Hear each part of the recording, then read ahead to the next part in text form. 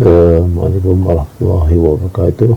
Okey, hari ni kita nampak dah rebound pada TP1 cell ni ya. Okey, kita menantikan dia buat sama ada dominant break dekat sini ataupun CB1 break dekat sini ya. Kalau dia breakout tiga candle sini, kita boleh tarik fiber lah, ataupun dia breakout sini, kita boleh tarik fiber untuk kita verify TP1 dia dah rebound macam video sebelum ni, dah rebound pada TP1 cell lah kat sini. Sebab ada initial break kat sini initial break kat sini sebelum ni lah. Dia rebound pada level ni.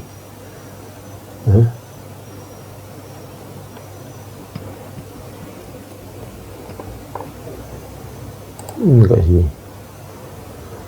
Kalau sini pula sini lah, tu level situ.